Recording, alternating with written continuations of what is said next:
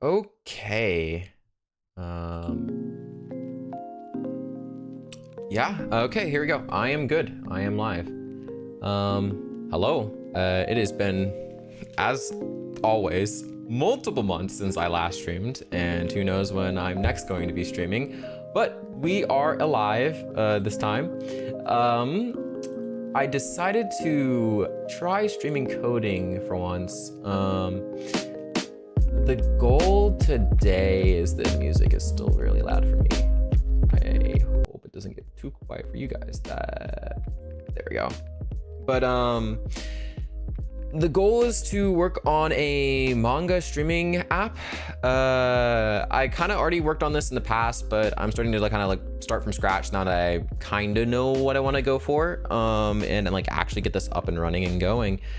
I thought it'd be a fun project to stream since well, it's the only one that I'm really working on at the moment, realistically. I wanted to do a music app, like kind of like swing music or something, but that is way out of my knowledge at the moment. And while I would love to sit down and learn on stream, I think it would be boring. But I don't know, maybe I'll do it for next stream. We'll see. Anyways, I'm going to actually switch the music here because we'll leave the music for now because the other music I want to play might get me DMCA'd. So we'll leave it on stream beats for now. But yeah, let's just get started. So I guess the big thing is to go over what I'm even trying to build. I mentioned it's a self-hosted manga server. Basically the goal is that like you'll be able to legally obtain either CBZ files or images organized in a certain folder structure, and those can be stored locally and then served over a local server. This would kind of be like your swing music or your koel or your plex or your jellyfin, but for manga. Why is that necessary? No. Am I doing it? Yeah. I am gonna start with planning, and this is why I have the top-down camera, because we are gonna bring out the whiteboard to kind of get an overview of what we're gonna be doing. I'm also gonna switch the view here. I also need to make sure I have my chats visible. I don't have. There we go. I'm gonna move that over here. Can I click this like to like stay on top? No. Is stay on stop by default? It does not. No. Okay, that's kind of annoying. I can dock it right over here. Never mind. We're chilling. Let me switch the view we have here so you can see the whiteboard better. But yeah. Right now I'm gonna keep the scope of it pretty simple because despite building other things, I've only ever really worked with like server actions and things like that. I've never really built like a full-on API, especially a separate API server before. So a lot of this is new. I have done some research, and like I said, with that prototype of like some things I want to use and what I want to do. So I already kind of have an idea of how this is going to work, but yeah. The main things that we definitely want are one, I'm gonna make this over here and you get to read my terrible writing. Support for CBZ files. When you're legally obtaining your manga, oftentimes it's mainly comes in CBC files. They're basically like a zip file, but with some fancy metadata specifying information about the chapter and such. These are really convenient for transporting manga. Not so convenient for actually serving it over an API. I think the initial goal for right now is to allow users to put CBC files on the server, but unzip them on the server and then serve those files as images over HTTP. How that's exactly going to work, I'm not 100% sure. Right now I'm thinking that like there will be like you import it sort of like a sonar, and then during the import process we will automatically unzip, reformat, and like organize things for our file structure, and then they will get sorted into a different location. My music stopped again. Can you not do this? This is why I want to build a music streaming service. Swing music, please. Cool. There we go. Whether or not we're going to actually be supporting users uploading images directly, like maybe, like they could definitely put it in the directories, assuming they follow the naming convention that I decide to go with. But we're gonna leave that as an afterthought right now. There's only one service that I'm aware of that even distributes stuff like that, and that's if you're downloading manga through MangaDex, using their API. So yeah, and I don't think that's what most people are doing, probably. As you can tell, I'm probably not. I'm not, funnily enough, I've only read one manga. I'm not a big manga person, but I am a big anime person. So that makes up for all the sins, surely. So I'm just gonna put unzip during import.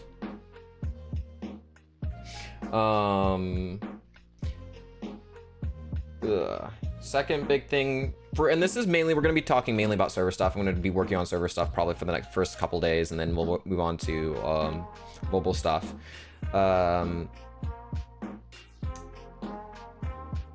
CBZ support, we're gonna obviously need authentication support. It's gonna be really basic. That is really bad looking.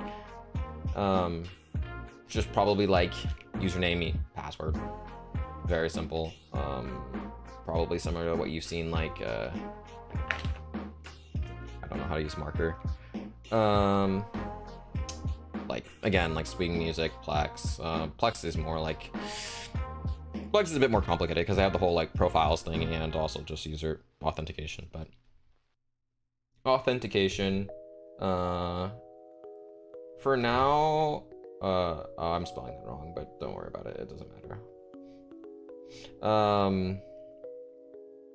I don't really see a benefit of like having user profiles or anything like that. I'm just gonna ignore that as a complexity at the moment. Maybe I come back and add it later. But this is purely just so like you can only log into your server, especially useful if you plan to expose this through like a reverse proxy or something like that. You don't want anyone to just be able to log in your manga server unless you do. I don't know, maybe we'll have a guest mode, but that's not what I'm gonna think about right now. What else do we need? I do want to support some basic tracking, progress tracking. So there will be progress tracking. The form that that's going to take is likely just via like opening like a manga, reading through the pages, and it telling you like what chapters you've completed, and if you've how far you're into a manga, or if you've completed that manga. But yeah, that's pretty much all that's going to be for tracking.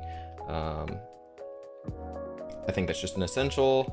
And then the last really big thing that I think that we're going to focus on for now is what's it called? Lists. So you can organize your stuff. I don't know how robust this feature is going to look. We'll figure it out when we get there, but I think the main thing that I definitely want is for you to be able to have like a plan to read and a reading list. And it'll probably be like the reading list is just automatic. Anything you start reading goes on your reading list. And anything that's not automatic, well, would be like plan to read pretty much. So you'll just be able to put something on your plan to read it, and we'll see how that goes. You know what? I'll actually notate that here so I don't forget. So we'll do, I almost put watching as anime moment. So reading, and then I'm planning pretty much.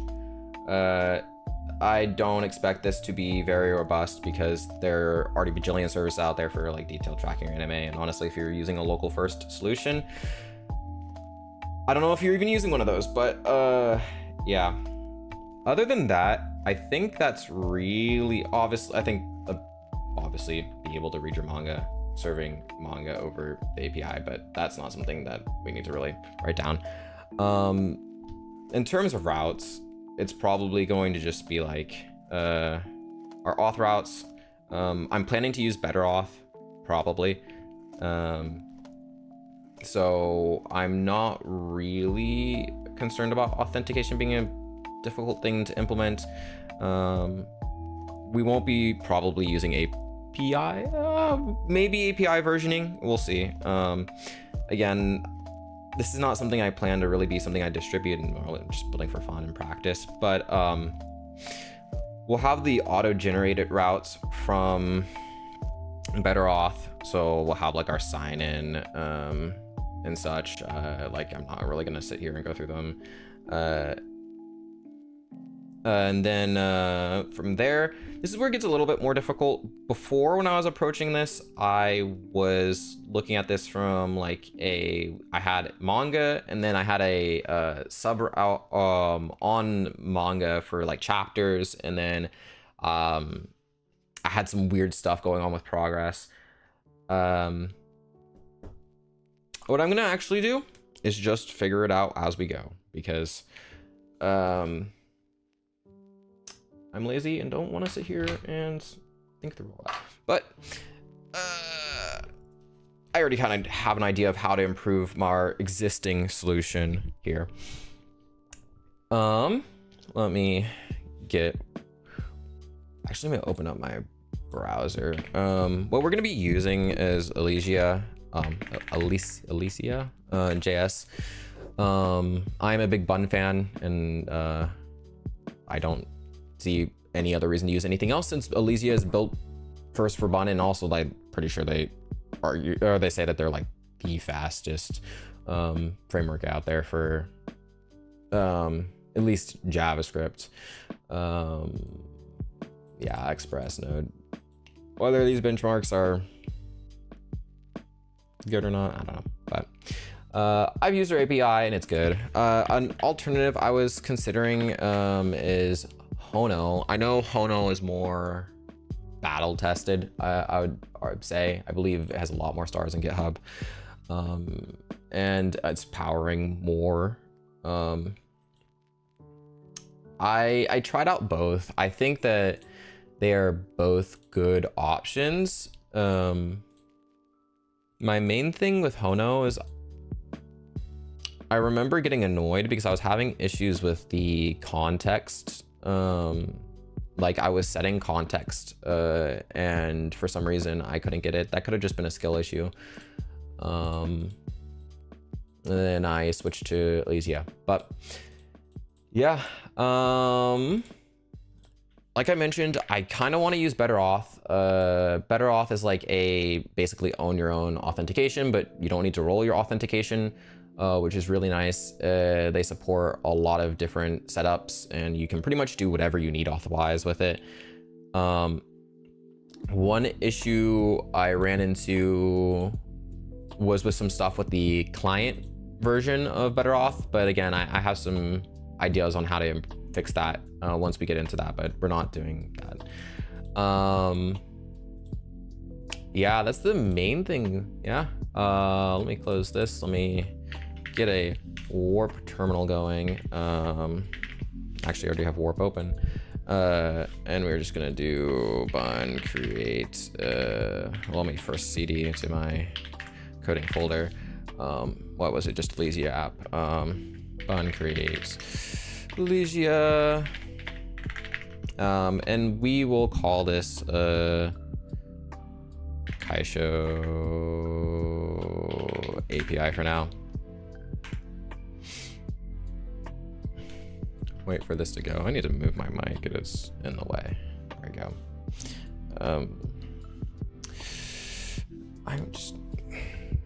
This mic is not cooperating with me, but there we go. That's good. Sorry if you heard a lot of noise while I was moving that. CD, Kaisho, API, and then we're going to be using Zed. I've been using Zed on Windows for a while now. Oh, where'd it go? There we go. For a while now, and I've been really enjoying it. Despite it not being released on Windows and them not even having official Windows builds, there's somebody who's running an open source, like auto build of the new releases on the Zed repository for Windows, which is really nice. I'm going to be that person, and despite having a really nice terminal like Zed, I honestly just prefer using the integrated terminal in my editors. I think it's so much more convenient over that it hosted automatically on 3000. I'm going to change this to 3001.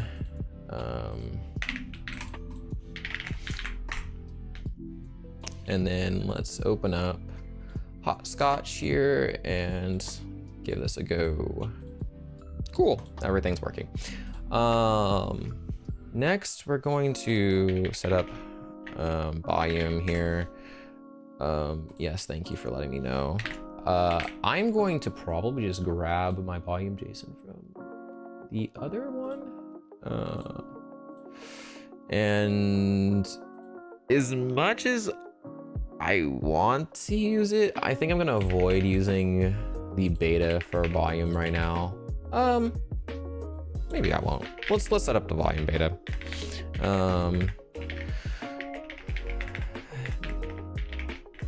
If I can type.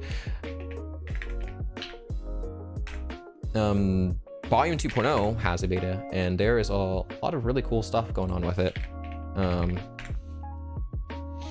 The main thing that I really want from it at the moment is the better import sorting. It is so nice that they made it kind of like the Prettier plugin, where you can sort through your imports using regex, and it's not actually regex, it's like their own system that they created. I'm pretty sure.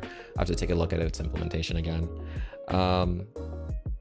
But another big thing is that they have plugins coming. I believe they're pretty restricted at the moment, so you're not going to be having like the same ecosystem you see with like ESLint or whatever. I think I just need to change this to 2.0.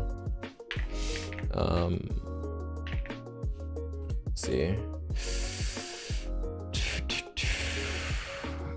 They actually just have a migration command here. Let's see if my... Cool. Another thing that they... That did not work. Oh, do not overwrite. Let me just discard. There we go.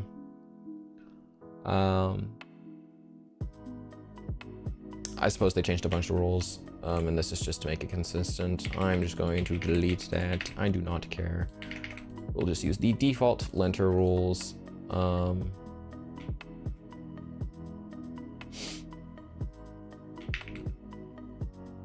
man. That's my man. And it's gonna show me that, yeah, it's not in a, it's not on key. We're gonna send imports on. I don't think there's anything else. We're really quickly just gonna, I think I had something already set up actually for volume. I'm going to, for 2.0, open up another thing in folder. Not this. Small, no. Select.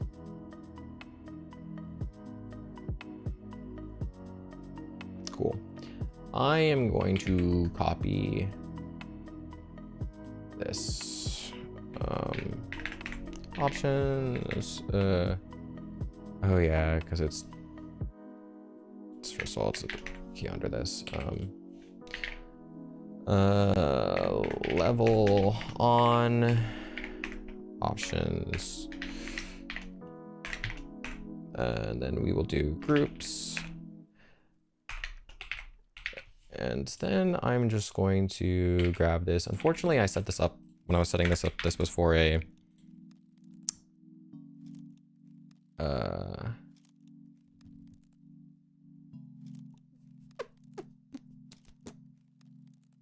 web project. So I don't think I'm gonna have anything like it is, but we'll do this for now. This will be fine. And we'll fix it later. And then let me just reload this to make sure. Oh, that closed all my workspaces. That was not what I was hoping. New window, put this one over here. Server. Cool.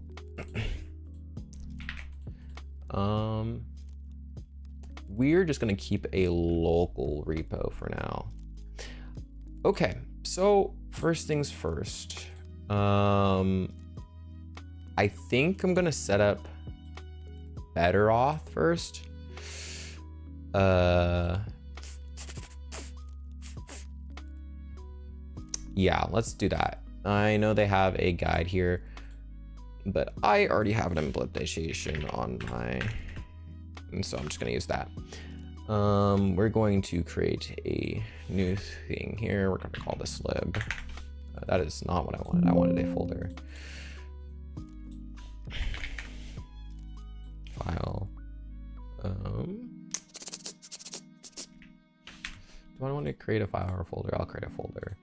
Call this auth, and then in here we'll create an index.ts. We're just gonna add better auth.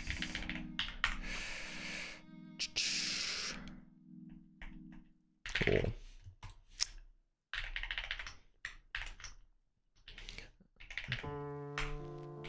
Oh, I don't know why it imported it like that, but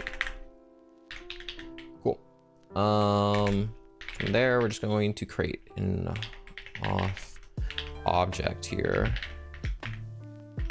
Better auth. And then this kind of gets into the power of how Better Auth is just coded. I get to basically choose whatever database I want to use and then a relevant adapter. For this project, we're gonna be using Drizzle and probably and SQLite. I just think that it's makes the most sense. I don't really see another reason why to do anything else. So I'm going to set up Drizzle here first. So I'll also put this in my lib folder. This is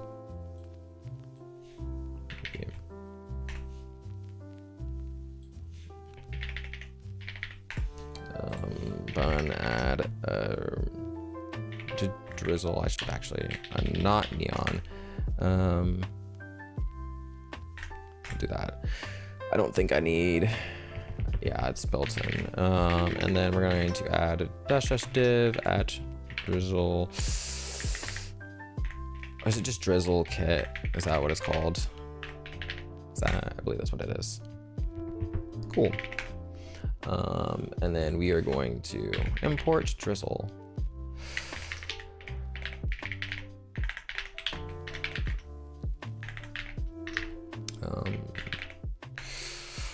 Slash, we're gonna just use buns built in. Yeah, I think that's what we want to use. Buns built in SQLite, which is super nice. And part of the reason why I like Bun. Bun is not just a runtime. Bun is a package manager. Bun is SQLite. Bun is S3. Bun is Redis. Bun is a lot of things. A test runner.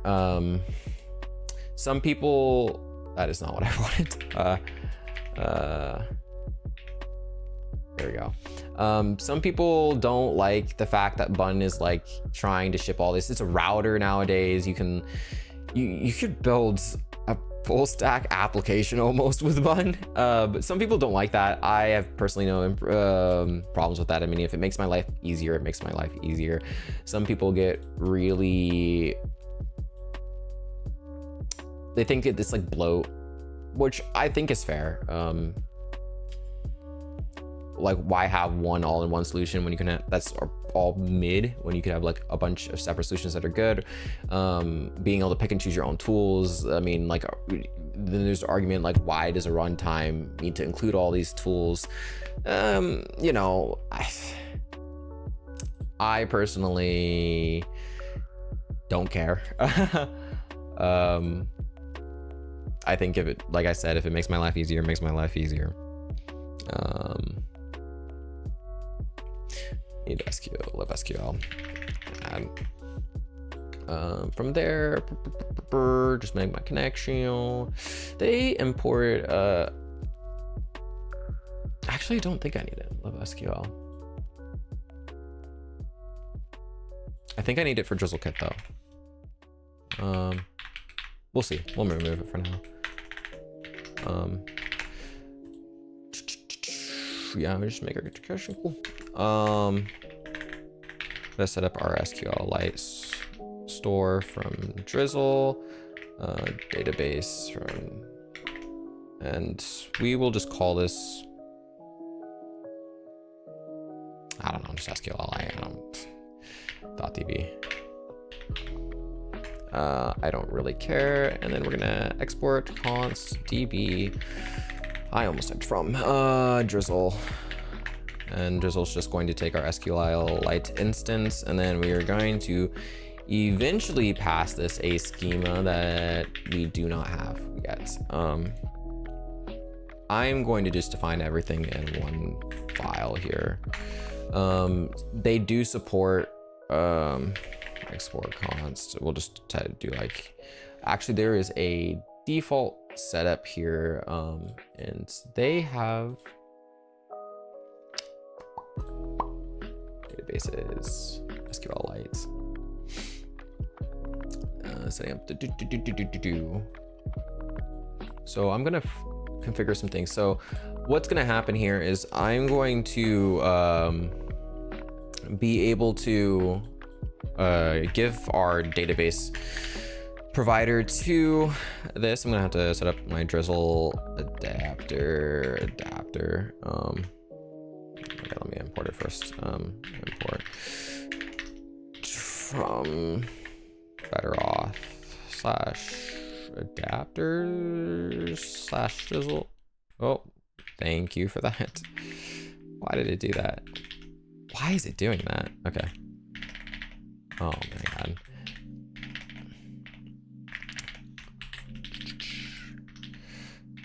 Drizzle adapter. Here we go. Adapter. So yeah, we're just gonna pass it our DB, and then it takes a couple settings. We need to tell it what the provider is, so we're using SQLite here. And that's theoretically all we need right now. One other thing I know I'm gonna want is use plural, and then later on we'll also pass it our schema. By default, it uses singular nouns for like the database tables, and I don't like that at all. That's not convention from what I'm used to. So I just don't know why it's like that. SQLite table. That's not why I don't want the class. SQLite table. Here we go. We'll call this users for now, and we'll just do like ID. We'll just do text for now. We'll fix this in a second. I just need to get this going. I'm going to import our schema here. So we'll import everything as schema. If I can spell schema from /schema. and then we will pass this in here. Cool.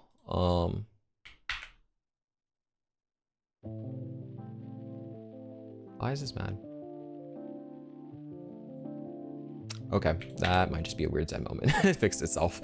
Cool. From there, we can use Better Auth to generate our tables. I don't know if I need to set this up first. Let me really quickly do email and password enabled to true. I also know I'm going to want a plugin here. This is going to be the username plugin from BetterAuth /plugins/username. What? Yeah, no. Weird Z things. I can't complain much because again, I'm using basically an alpha. It's not even public. Username. Unless you build it yourself, so. Cool. Import the username plugin. This will change how the tables auto-generate from BetterAuth because it's going to add a field for username. The only annoying thing about the username plugin is that it doesn't, like, it still requires you send an email on sign up. I asked about that in the BetterAuth Discord server a while back, and the maintainer, I believe, just said to that you can just pass like a fake email and something generic, and then for like just behind the scenes, and then only have the username field actually used when like the user is signing up and signing in. I think that's really hacky and not very nice. So hopefully in the future that gets changed, so like you can set it so it only requires a username field for sign up and sign in. But we'll see. While that is waiting, we can set up some scripts. Yeah, that's right. Config /source/lib/auth/index.ts. Let's try this again. I hate that we're gonna change this to be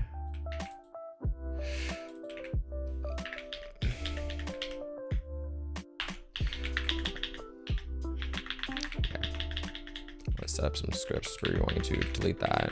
Don't need that. We'll do DB Studio, and then while I'm testing here, here's a little kit Studio, if I can type. While we're in development, I'm going to what is going on? Couldn't read your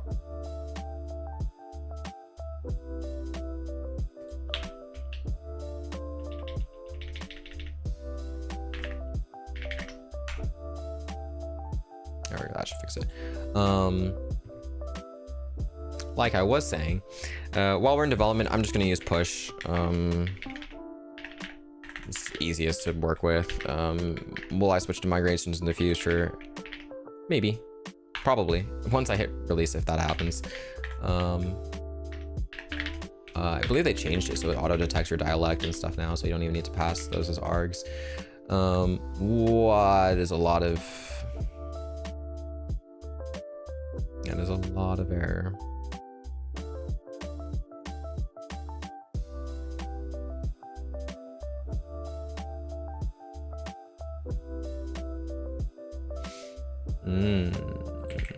I hope that wasn't a bug that was introduced.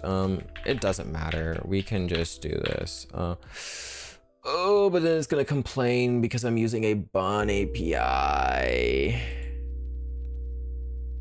I was gonna say we can just use Node to generate the. That's so annoying. That was not an issue before. That's okay. I can check my previous project for the table structure. Just copy it from there.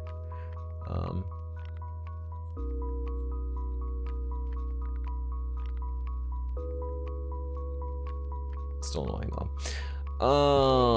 Here we go.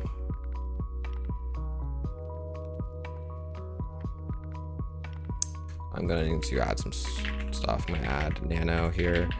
I really like nano ID. I think it just makes the IDs prettier, and it's better than sequentially incrementing IDs in my opinion.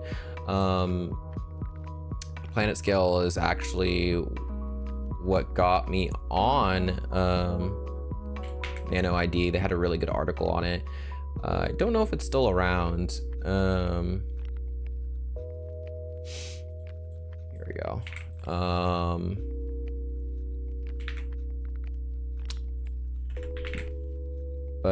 Yeah, they just went over some.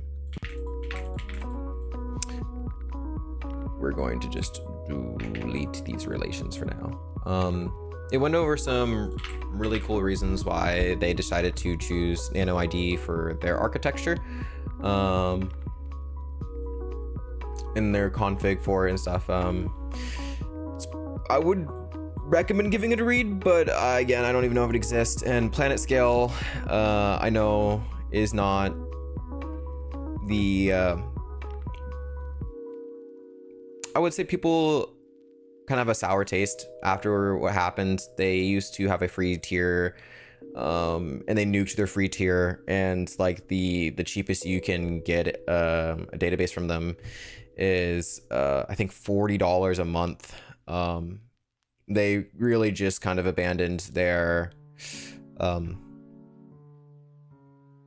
user base, that all the free people in the tier user base, and hobbyist, and kind of completely geared towards enterprise. I mean, honestly, I think that's a Chad move. They understand they have a good product. They understand the people using their product, and they're a company that needs to be profitable. And you know, it costs them money to run a free tier. And honestly, even the hobbyists that were paying like low amounts for, I think they had like a pro tier before that was like 20 a month or something, I forget.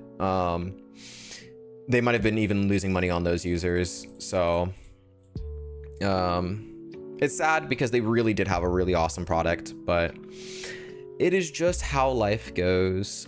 I'm going to make one small tweak to this. Yes. Export const timestamps.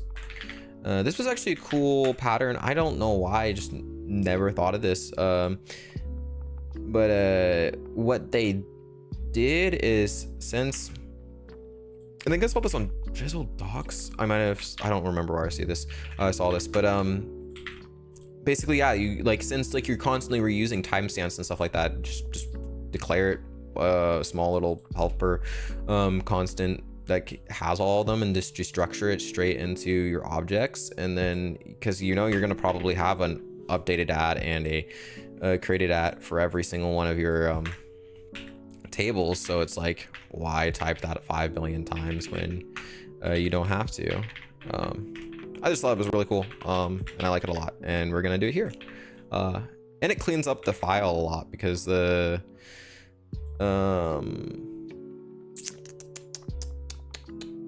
they or multi-line, like, because of the wrapping of the generator functions on them.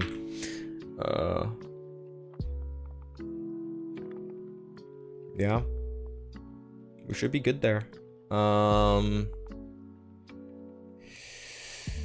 This is the for anyone that's not familiar with BetterAuth, this is pretty much the minimum required to use BetterAuth. Because you are owning your own infrastructure, you need to define these tables on your database yourself. And as we were using the Drizzle adapter, we can just do that with Drizzle. It's super nice. We just do this, and it's up and running. When I was trying to do earlier was use the generate function that they have built in that actually just generates all this code for you, and you just copy and paste it into your schema. But for some reason, I was having issues with button. But with that out of the way, I think we're good here. I'm going to really quickly pass my schema to the drizzle adapter here. I honestly don't know if this is needed. I know that you can, so I just have been. I don't really think it affects any typings or anything like that, because you still have to manually, like if you change fields or add fields to any of those tables, or specifically user accounts table, I think is the only one you're allowed to touch. Or no, I think it's users and sessions.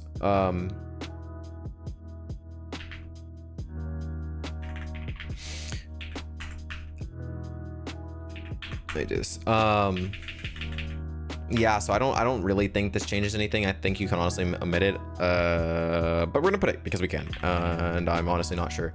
Let's actually see if there is something in the docs that explains defining a schema, plugin schema. What about drizzle? I think they have a thing on drizzle. Provider, generating your schema, migrate, additional information.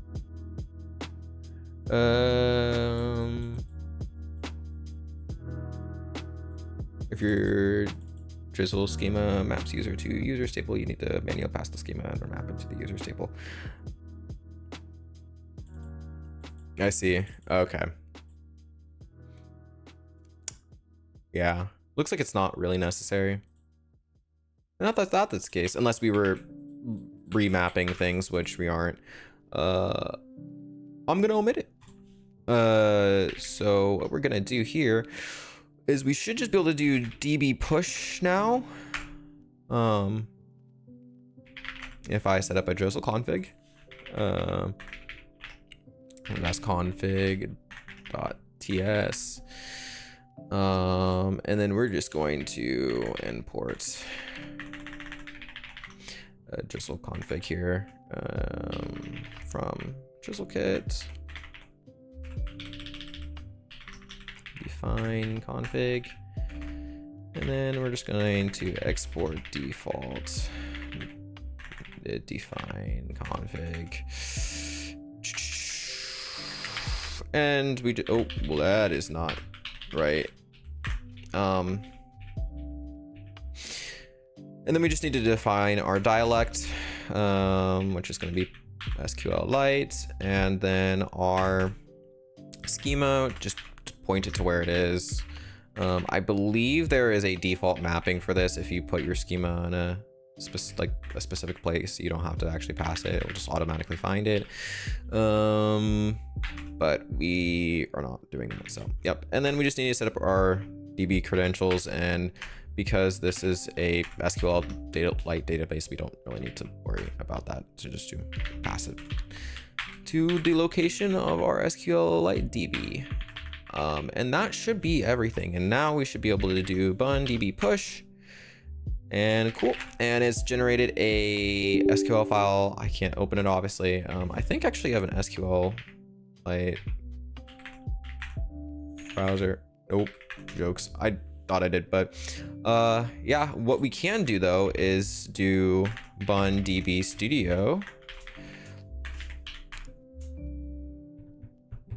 Cool. And if we open this, awesome, we can see all of our tables, name, email, all of our columns look good. These are all plural, so we should be going.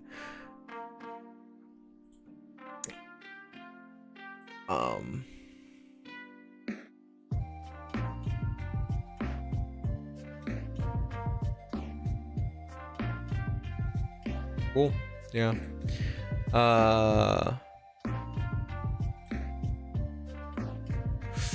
What do we want to do next? What do we want to do next? So we have drizzle set up. We have better off pretty much set up. There's a couple other things we need to do. I'm gonna define this below plugins, because they changed this to advanced, and then I think database. Yeah. and generate ID. And actually, instead of defining our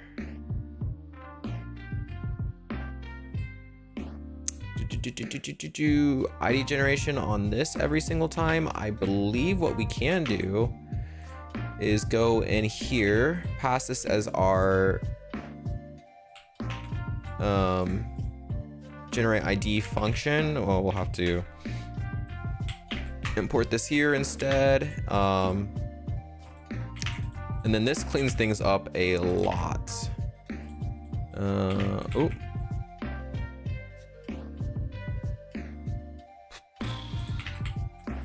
And then we're just gonna have to chuck some commas on here. Nice. There we go. And now we don't have to use generator functions on our database at the database level. You might argue it's better to do it at the database level rather than well, no, I think it's fine doing it here. Yeah.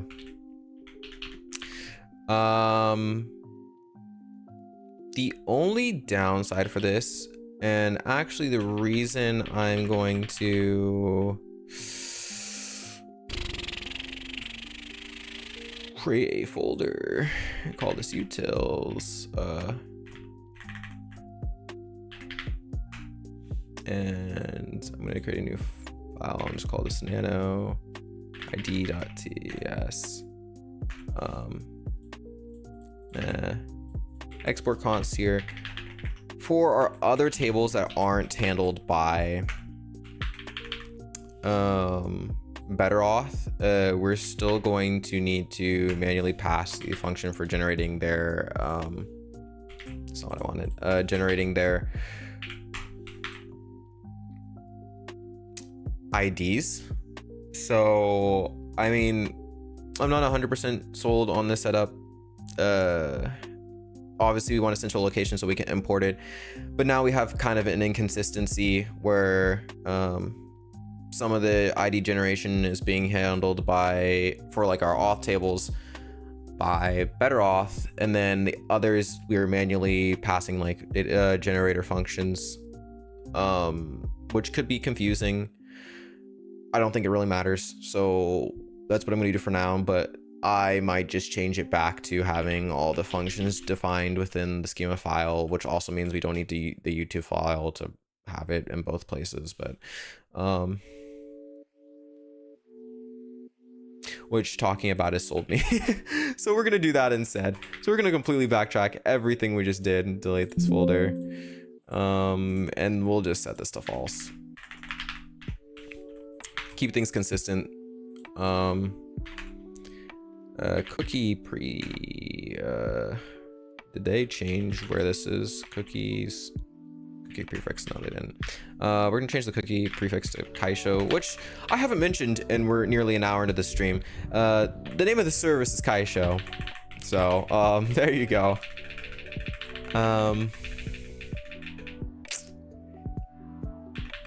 I'm going to also change the default hashing setup. By default it uses bcrypt, which is definitely fine, but there's stuff like Argon, which is faster than Argon 2.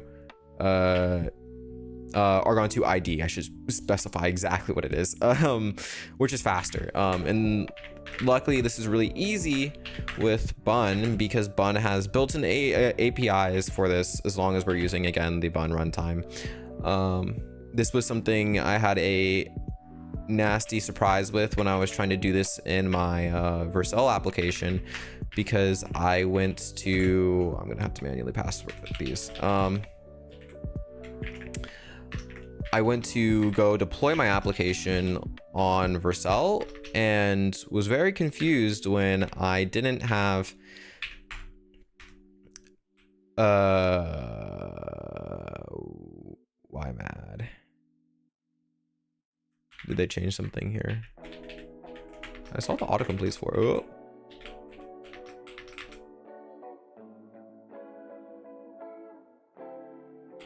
Is my ID just being dumb?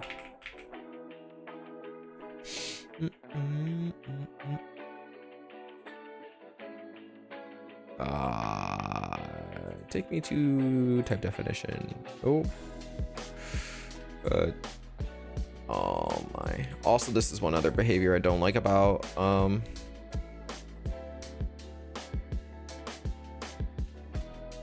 okay then. Yeah, no, it takes a function with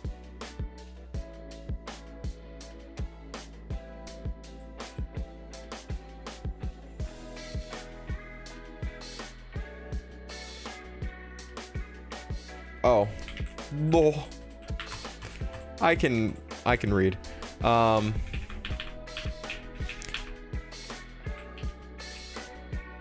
Like I was saying, I was using Vercel to host things, and when I went to go deploy onto Vercel, I got a build error, and it's because while you can use Bun as a package manager and Vercel supports that, they don't support Bun as a runtime. They only support Node as a runtime.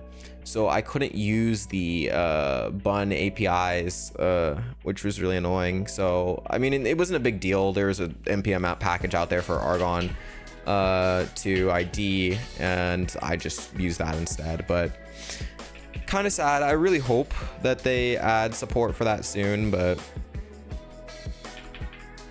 who knows? We'll see. I think that's everything I want to set up here. I think I just need to set up the view integrations. Elysia.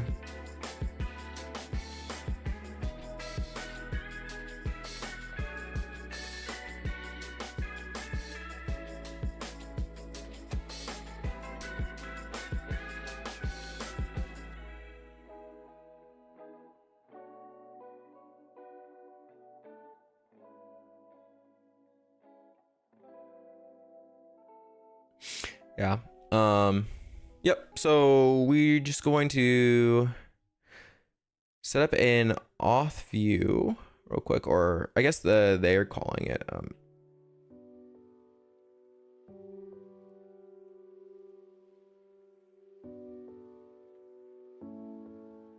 oh wait, this is I think different than, hold up, is this different?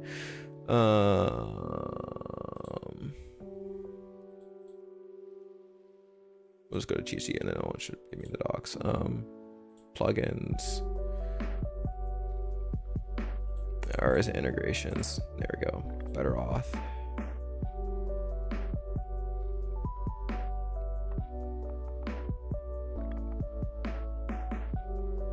I wonder if this is a recent change.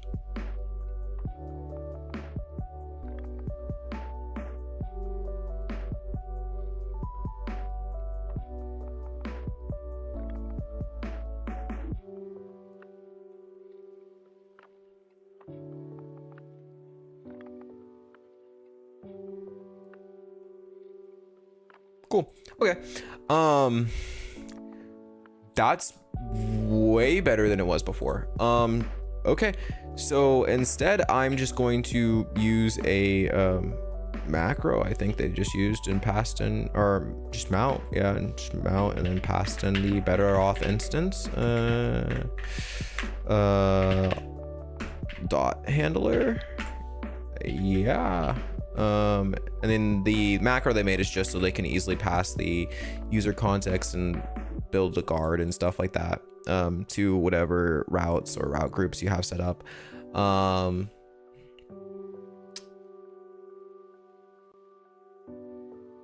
Then I'm going to change the base path. Where is auth? We'll do base path to be /API, and then I think it just appends the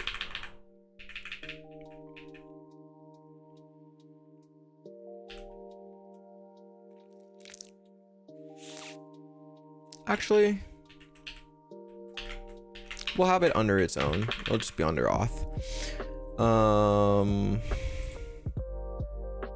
Yeah. I'm going to create a new folder here called macros in our lib. Actually, am I gonna put that in lib? No, I'm gonna put that in source. I also put Marcos, not macros. And I guess I will set up, yeah. I'll just set up what they say to do here. I actually don't know if oh,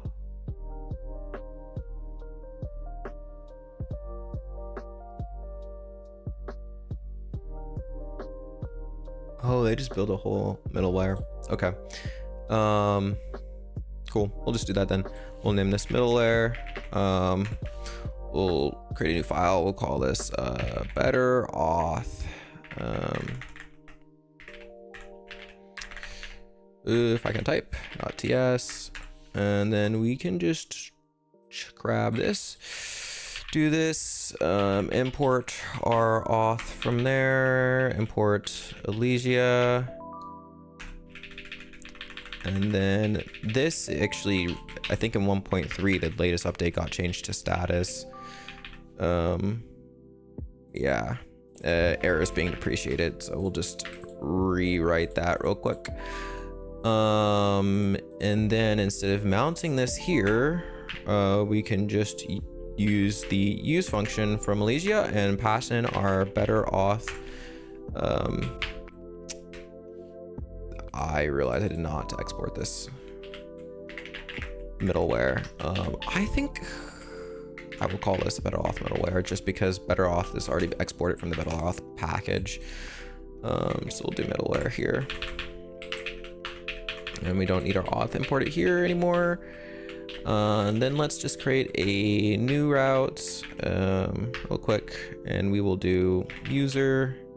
And then this will take user, which is not going to pop up yet because it doesn't know to use it. So we have to just do auth and then true.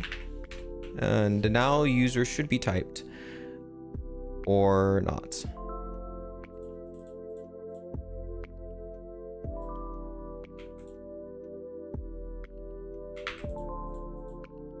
It does. Okay, there we go. Cool. Awesome.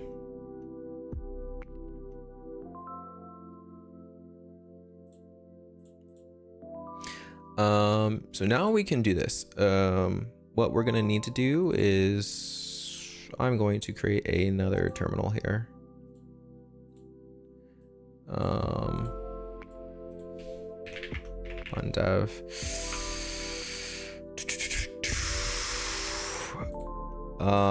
And then just gonna test this still works. Awesome. So this still works. And then if we're gonna actually need to make a new thing. So we're gonna have to do /auth/ sign in, I believe, is the route we need. I wonder, can I create a new hopscotch window? Hopscotch. Cool. I'm gonna put this over here.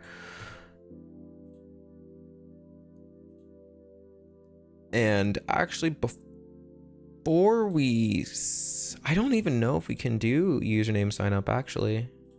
Let me look at the plugin.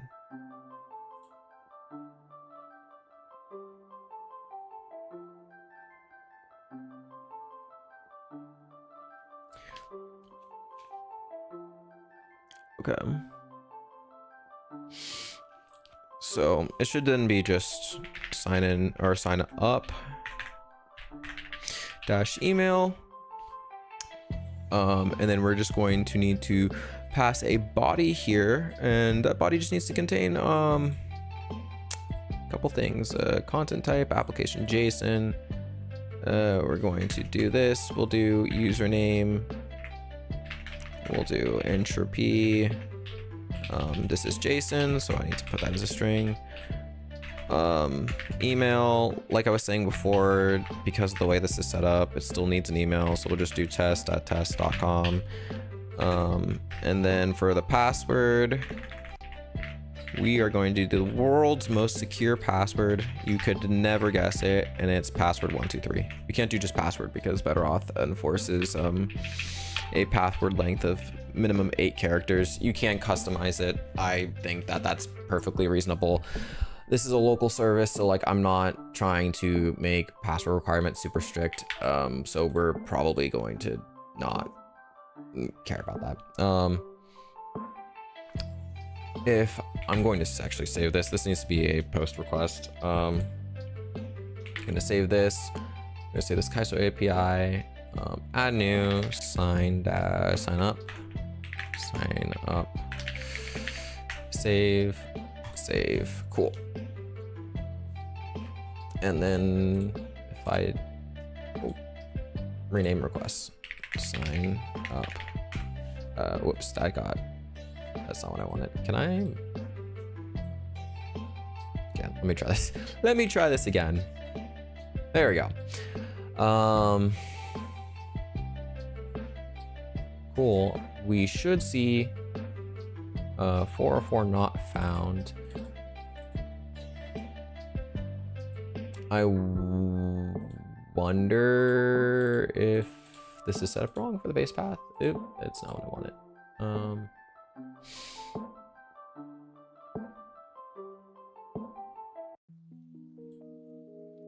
I don't need this.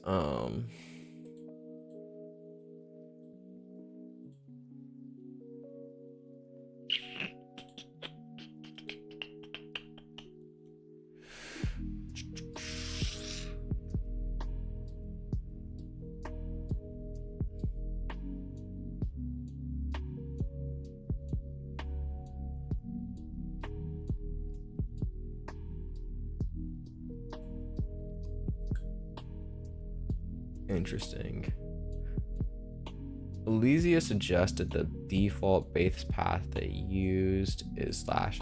I'm going to change the base path here. We're going to remove base path. And then we're going to do this because I believe the default that they do is API slash auth for BetterAuth. Cool. That is a much better spot to be in. Failed to create user, BetterAuth error. Now, why is that? Impossible entity.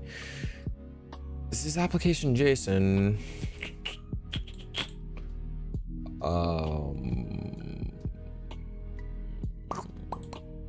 And it doesn't log.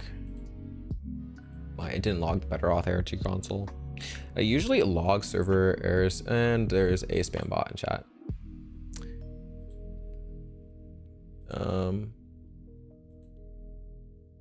New tab. Bye bye spam bot. Ban. Cool.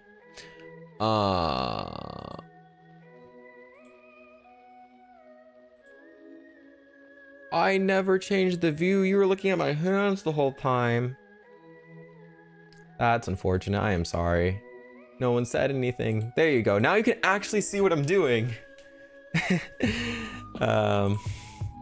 Dang. No one said anything, and for over an hour now, you're just seeing my hands. I am sorry. Okay.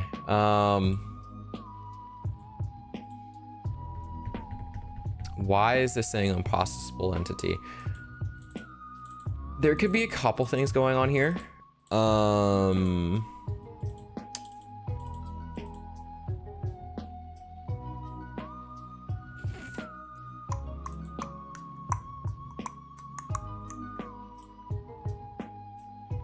Password, email, username.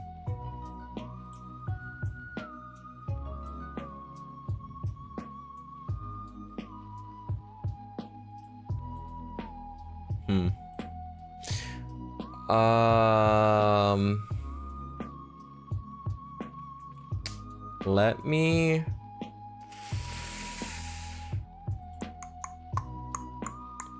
think. Is there a way to enable, I mean, usually it logs the console, which is also why I'm confused.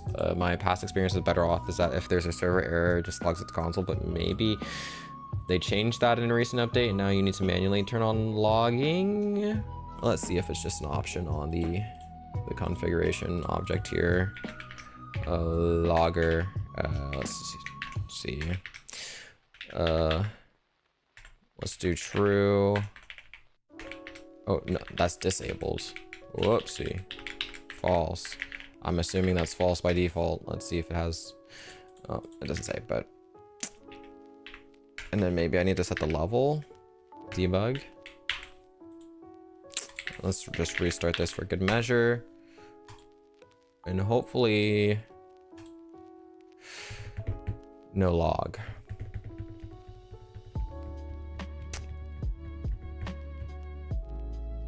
Not an issue with methods, not an issue with the routes. It should be taking JSON.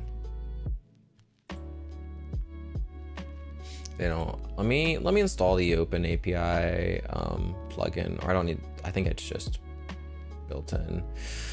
So like we can actually take a peek at the routes. It comes with built-in Swagger documentation, which is actually really nice. And then I can maybe see what it's expecting. I'm just gonna grab this. And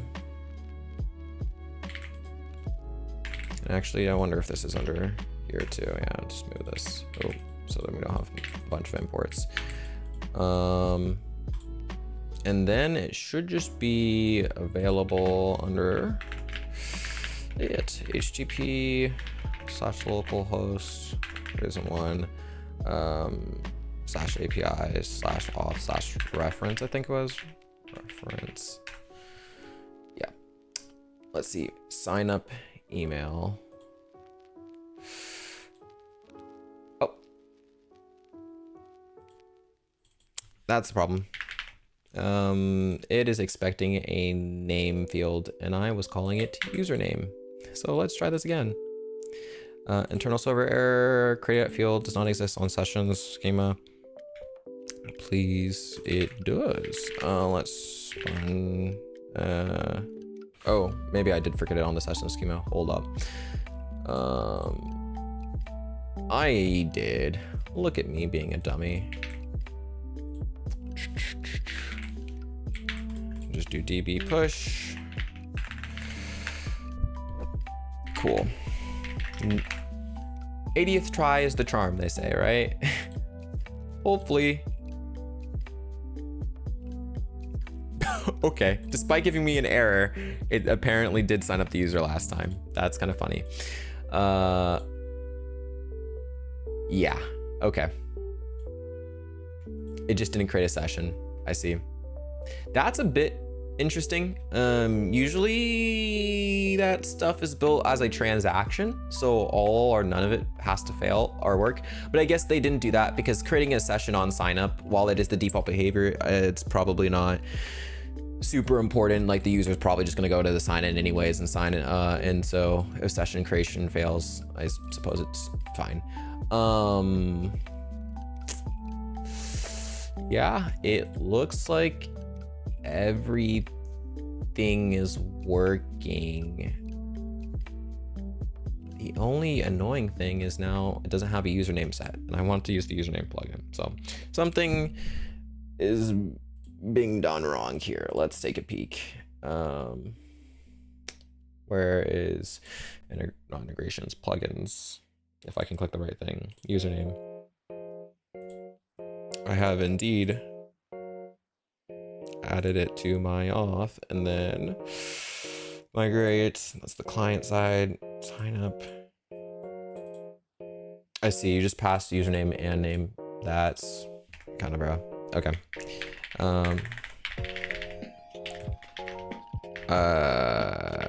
Is there a way to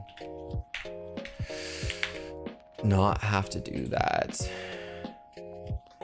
I mean, it's fine. When the user signs up, we can just copy their username as their name as well, but I don't particularly like that.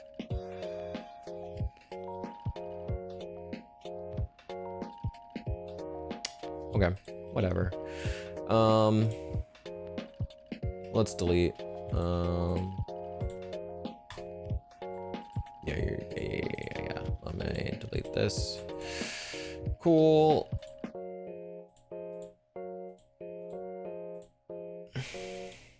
And let's give this a go.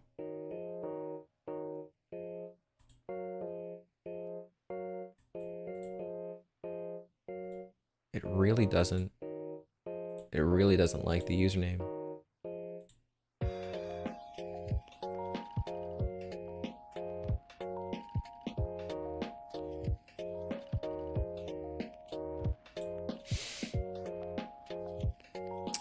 It doesn't show up here in the Swagger documentation it auto-generated. I don't know if that's just because it doesn't dynamically update based off of plugins past, or if it's genuinely not registering the plugin correctly.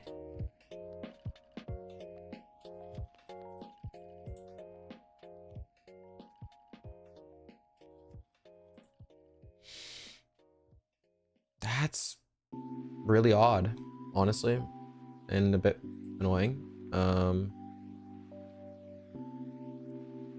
I don't feel like setting up a client so I can test this. I just want to use REST at the moment. But yeah, they're just passing name and username, but I get an unprocessable NSAT.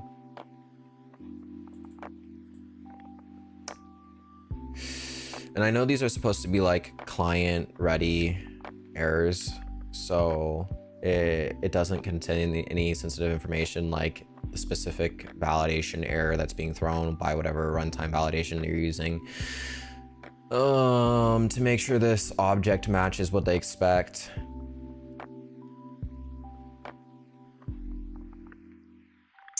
Okay.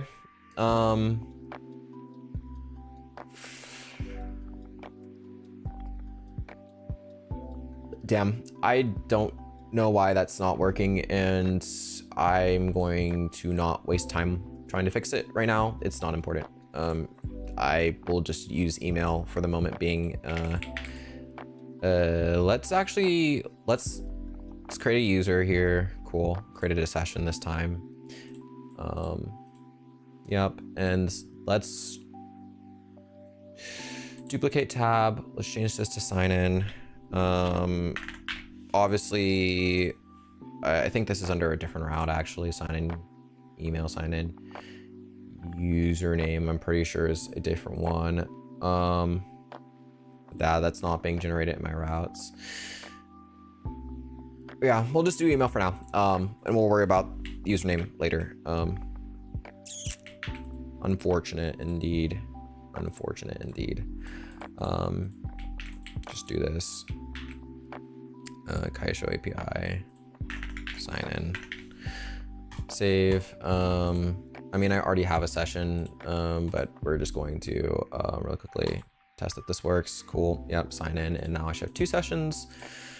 Awesome. Everything is working. And then what I'm going to actually do here is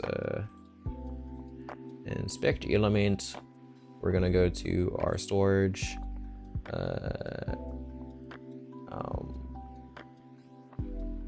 Didn't get set there. They use cookie storage.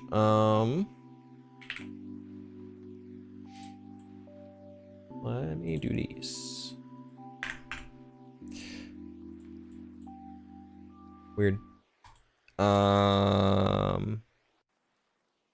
Okay, whatever. Moving on.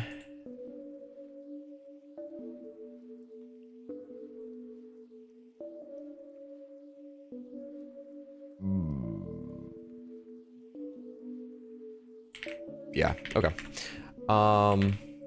Let's start with our first actual problem here. So for the manga server, let's start on CBC files. Actually, I should have done this in advance. I do not have any CBZ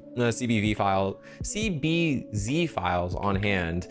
So I'm really quickly, not on that screen, going to legally obtain some CBC files. So just give me a second here. I guess this will also be a spoiler warning.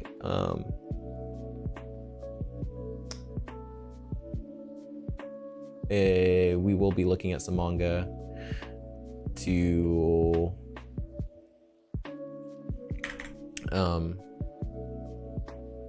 test stuff. So yeah, cool. Let me, is this gonna open? Can I do this over here? Please don't open. Yeah, you didn't see that. Okay, there we go. Like I said, legally obtained. Let me just really quickly grab this to volumes 1 through 9. I also sort of probably grabbed a CBZ viewer as well to test stuff. But I will do that right now. CBZ viewer, real quick. See display, yes.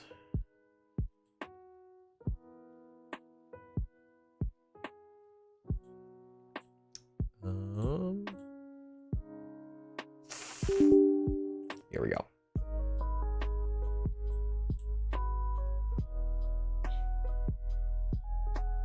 Whatever, I don't care.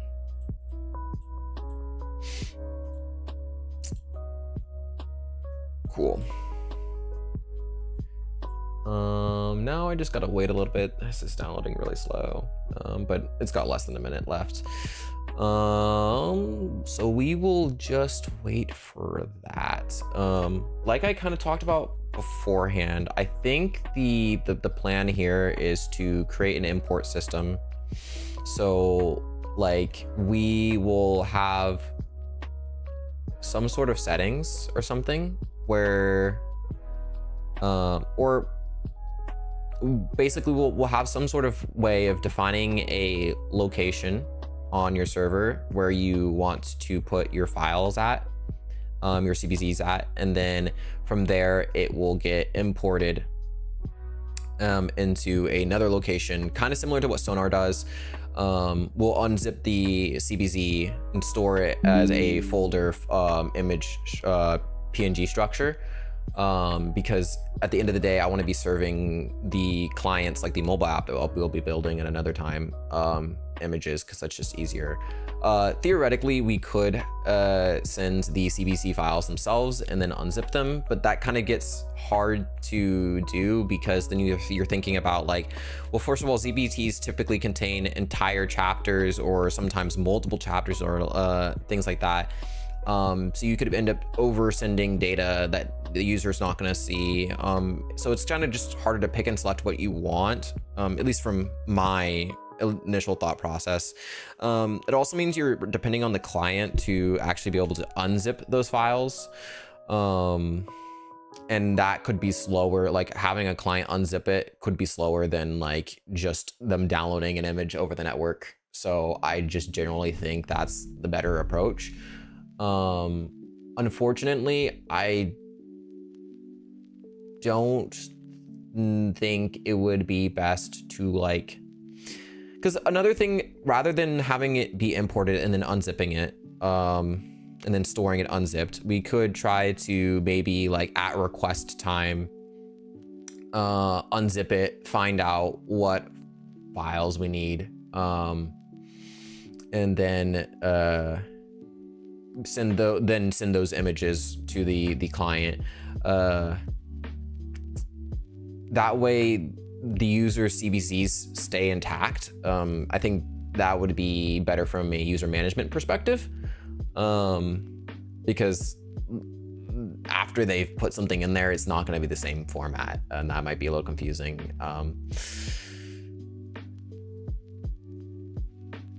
That might honestly be the way I should do it. I think it'd be easier to do it the like just import, unzip, store unzipped route. But at the same time, like I said, the downsides to the user trying to manage their their content. I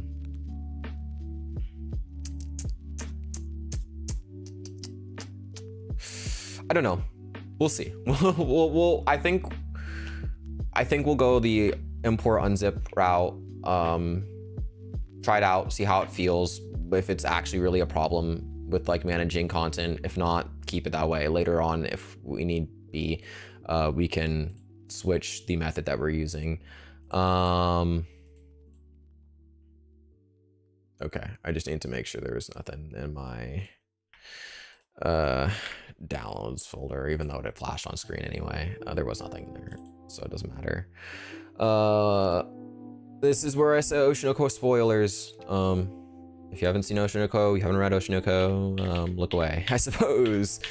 But yeah, this is what CBZ looks like. It's pretty much just an advanced archive format. It's basically just zip with more metadata, from my understanding. I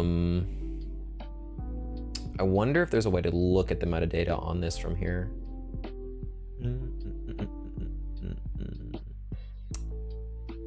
Use dear, please.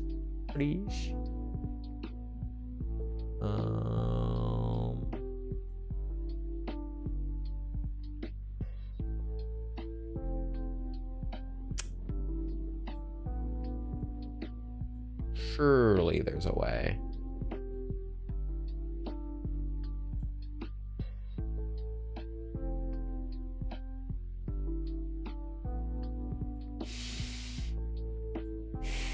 This is what this is what I get for using a program that I literally installed a few seconds ago.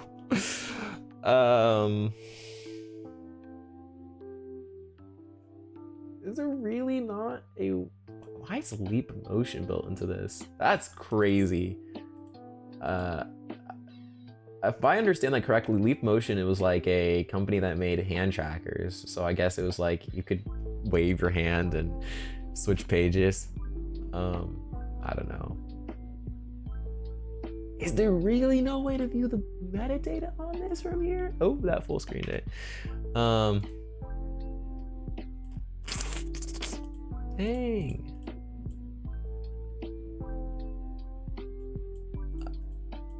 Interesting. Well, this will be an interesting challenge because I haven't worked with CBCs before anyways. I haven't worked with unzipping in a programming language, let alone the programming language I know. So this will definitely be a learning curve. So let's just set up something that we can test with right now. Oh yeah, I never test if the /user thing works. Let me really quickly test that. Oh, it's not gonna work because I don't have a API token, or my session token. Okay, I don't feel like testing that. Right now, I'm going to, we'll just create a random file. We'll just call this unzipper.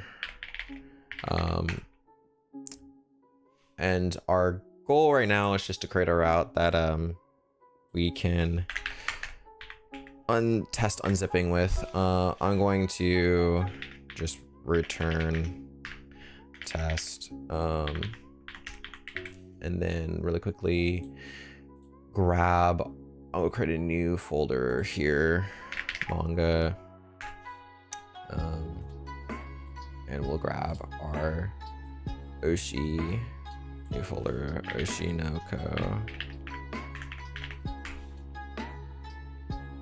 And actually, I'm going to rename this, because most people are probably gonna have something more close to this.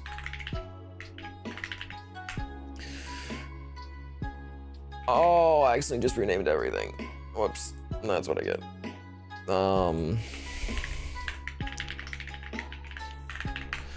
Cool, and then we're going to drag that here.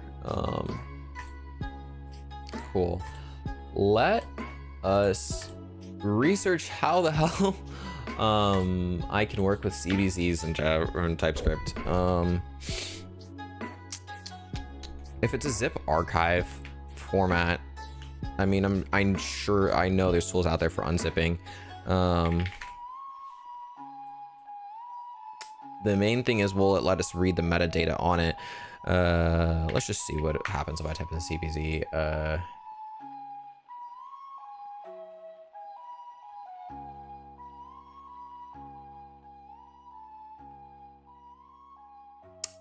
That's actually interesting.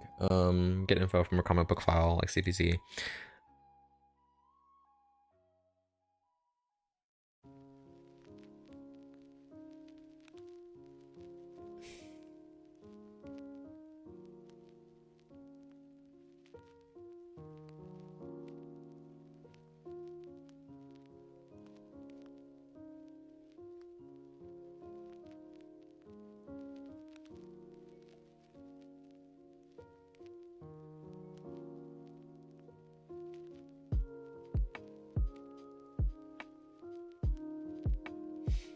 Okay, let me look at the source code for this.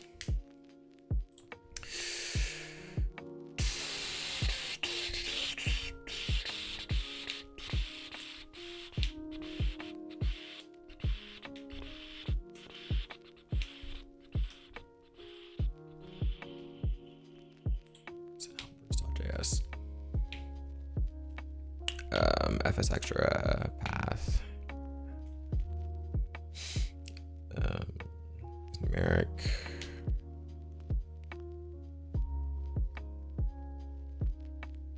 Okay.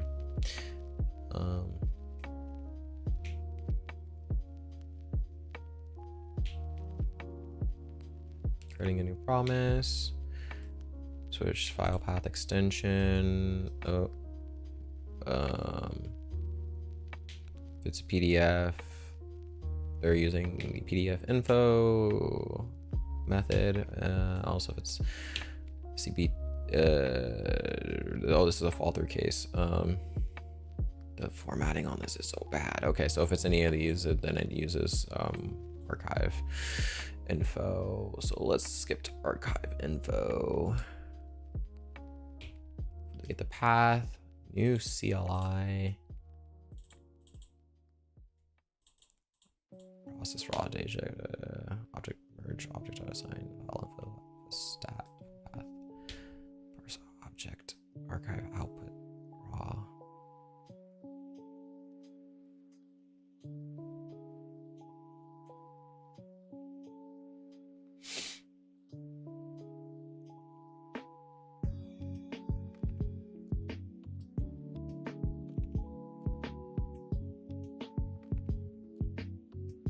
I see. So they're literally just manually parsing the file. Okay. In that case, I'll probably just... Problem, it doesn't look like there's any good npm packages out there, so I might have to do this myself. Can I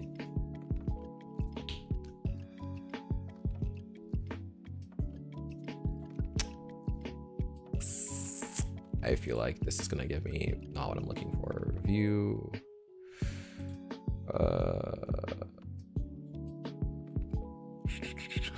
View ebook reader seems to be really popular on compressed React Native.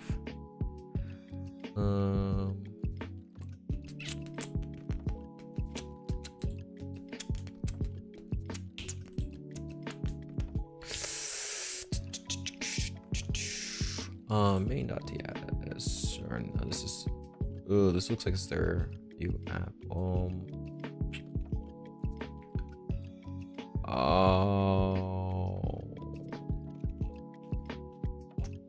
that's not what I want. Modules. This is probably not gonna show anything that I want. Yeah, okay. Let's look at uncompress.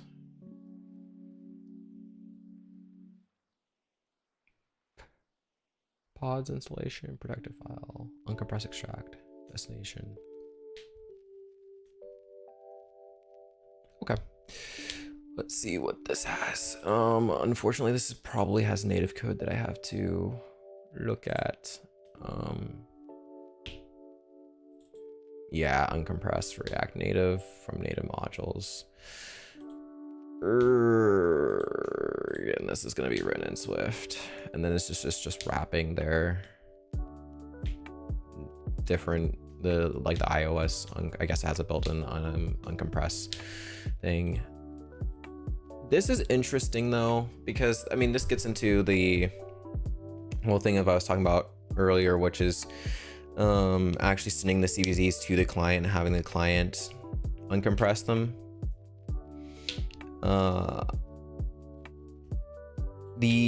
I guess the only downside is because CVCs are usually organized by chapter, is like we send an entire chapter at a time, and then the client has to unzip it, and then that, you know, that whole chapter. And I don't really know what the performance would be like, just because like I would guess that it would be more work than downloading over the network. But obviously it also highly dependent on your device, but I mean if you're on your local network, it's probably not a problem. And so like the difference, especially on a modern phone, is probably the same. And then it's like over undersending content. Obviously we're not going to be undersending content, oversending maybe, but like most people are reading a chapter at a time, and even if you stop within like the middle of a chapter, that's like whatever. I mean, these most manga chapters, I'm gonna say, are between like 10 and like 50 pages. You don't really see super long chapters that often.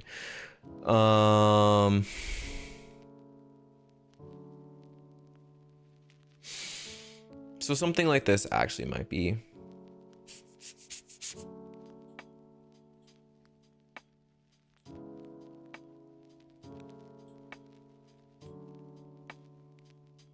worth using.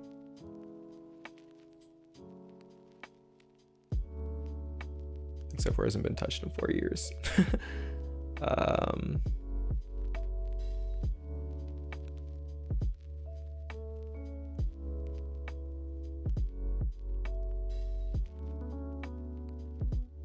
mean, there's a good chance this one just works. There's a chance that we might have to figure this out ourselves. So I guess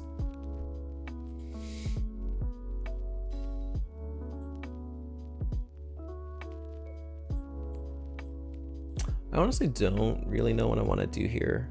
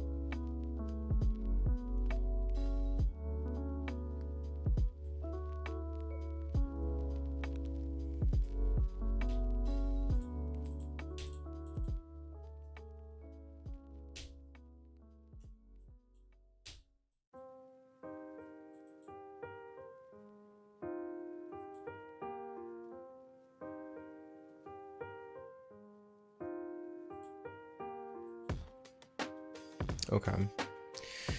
And this is the other thing that I'm trying to figure out, is that like, okay, yeah, we can use anything we want to just unzip this, because like I mentioned way earlier, is that like it's just basically a zip file. So anything that supports decompression is fine. I'm more worried about getting the metadata off of this.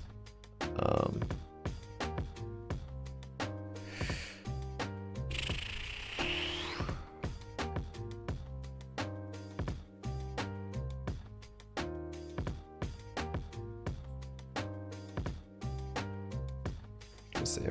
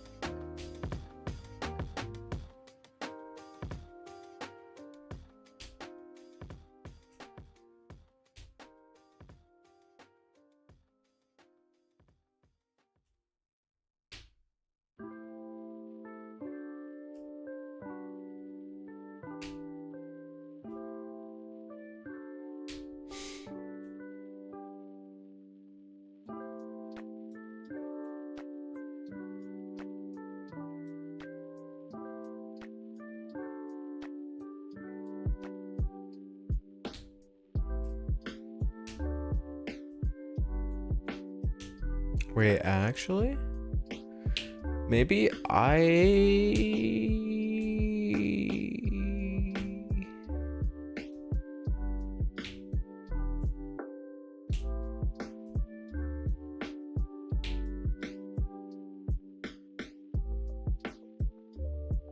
Okay.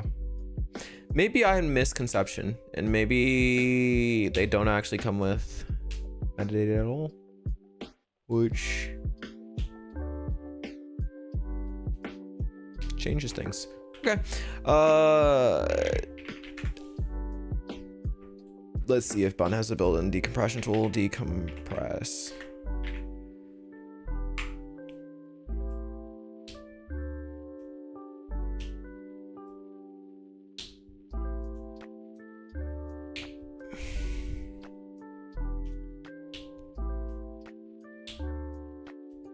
Okay.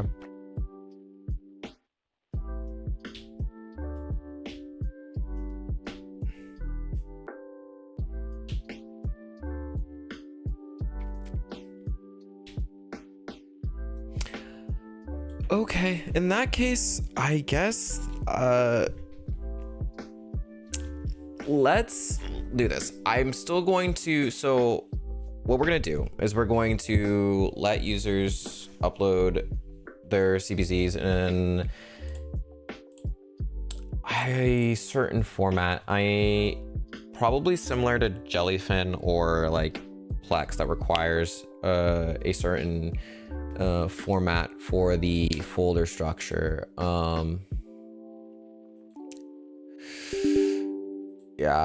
In this case, probably something just really simple like manga name and then like chapter. If I want it to be robust like Jellyfin and things, I think they support multiple formats. Jellyfin docs.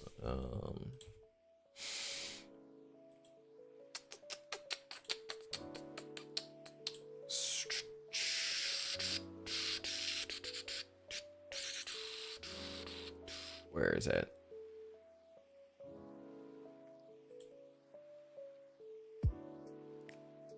As for contributing. Of course, the one time I'm trying to find it, I can't find it. Here we go. Yeah. So for example, here we have their books.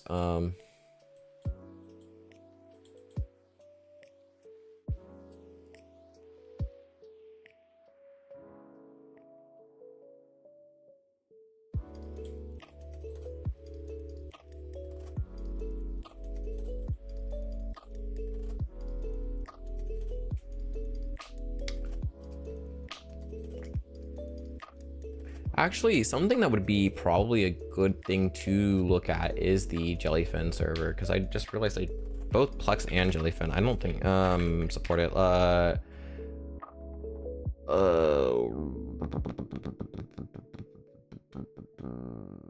Contributing. Here, just nope.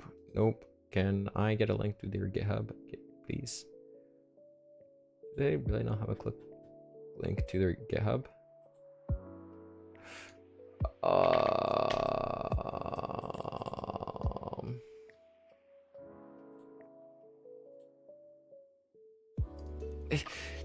GitHub page, there we go.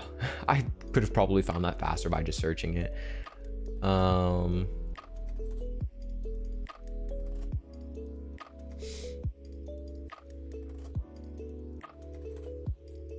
It's probably under Jellyfin server. Honestly, I'm probably better just searching. Like, ooh, I doubt it will pop up if I just do this. Let's see. Netmine. Yeah, and it's implemented in book resolvers library, and it's implemented in C#.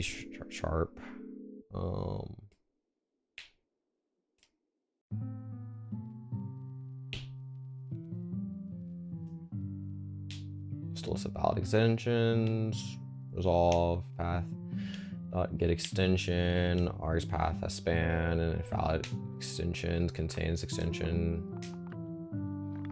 Turn new book. path is in mixed folder. True. Okay.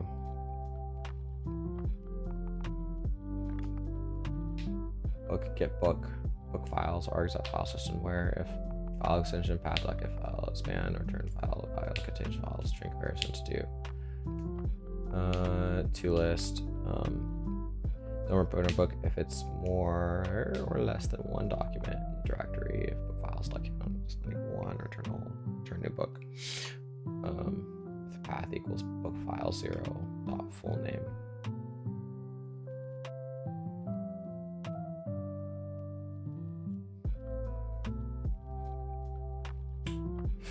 Okay.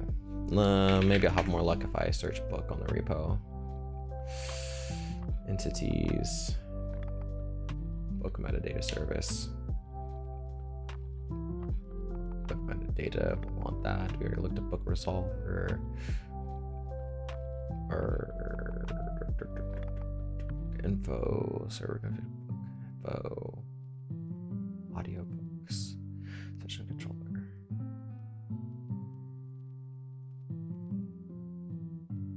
Okay, let's look at this. Public class book.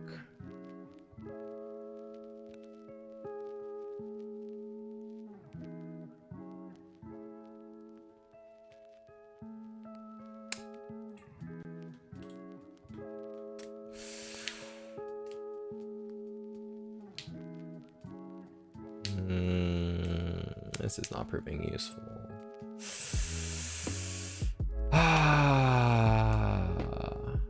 Okay. What's gonna happen? It is 1:20 a.m. and I have some interviews to attend tomorrow. So I am going to pause on this for tonight, try to do some more research on this tomorrow before I start streaming, and then we will stream again. Probably, hopefully, I'll try. Next stream, I won't have half the stream be my hands and actually have my screen available. And two, hopefully we won't have to spend a long time doing research like this where I'm just kind of looking at things because I'm not really sure where I want to go with this. I was hoping this process was going to be a bit faster because I had already kind of made a prototype, but it was not using CBZs it had 0 CBZ support. So I really need to iron out how I'm going to think on how I want to approach this. And then once I know how to approach it, it'll make it much clearer what my implementation is going to look like. And then it's just researching how to do that implementation. So yeah, I will try to come next stream with all that information, and I will hopefully be starting the stream with presenting all my findings and what we're going to do and then actually doing it. Yeah, other than that, I will be heading out for the night. Thank you for everyone that stopped by, and hopefully I actually do stream tomorrow.